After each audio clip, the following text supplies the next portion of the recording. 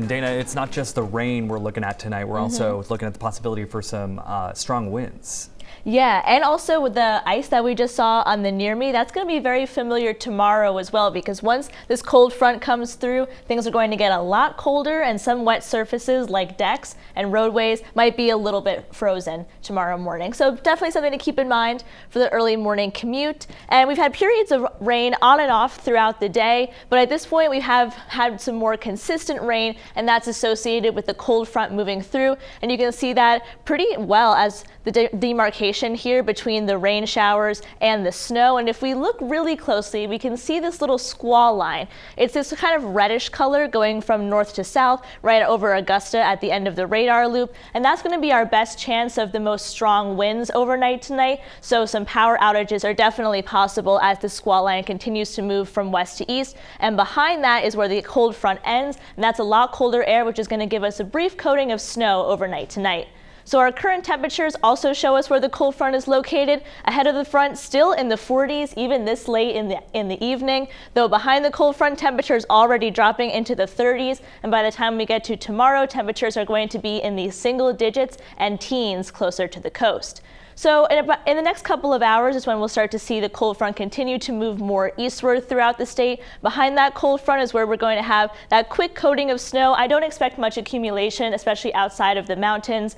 But behind this front, we are going to have an instance of flash freezing because our temperatures are going to drop below freezing so quickly. Wet roadways or other areas like ponding and puddles may freeze overnight tonight. So just keep in mind going throughout the day tomorrow that there might be a little bit of ice still hanging around, even despite the high winds that can sometimes interfere with flash freezing.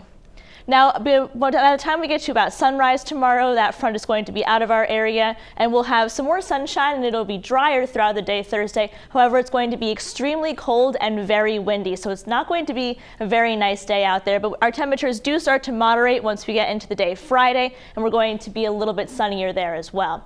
So ahead of the front, wind gusts between 30 and 35 miles per hour. But once that cold front comes through, our wind direction switches to out of the west, and I would say gusting up to 50 miles an hour in some areas, especially along the down east coastline. So we could still see some power outages into the day tomorrow as well. And once we get into Friday, everything kind of starts to calm down a little bit. We get a little bit warmer, and the wind starts to calm down a bit as well. So we can really see the front on the hour-by-hour wind chill. Once the cold front comes through, our temperatures plummet, and by the time we get to sunrise tomorrow morning, feels like temperatures in the negatives in the mountains in the single digits closer to the coast, even staying that way for a lot of spots throughout Thursday afternoon. And once we get to Friday, kind of everything, we have high pressure starting to come in, and everything will start to calm down just a little bit. But we still have spring-like temperatures that are going to stick around. So after we get to the kind of flash freeze that we're going to have tomorrow with temperatures much below average and the wind chill factor, and once we get into Friday, we start to get a little closer to average, but still into the weekend and next week as well, temperatures remaining in the 50s. Marine forecast sees 14 to 19 feet. We do have a gale warning in effect, and there is a chance of some flooding along coastal Washington County because of the high surf and high tide early tomorrow morning. So in terms of our 7-day forecast, cold front goes through tonight, quick coating of snow overnight, but still pretty windy tomorrow, Zach. Very, very chilly out there. But springtime is not going to be too far away because we'll be back into the 50s by next week. Sounds good, Dana. Thanks so much.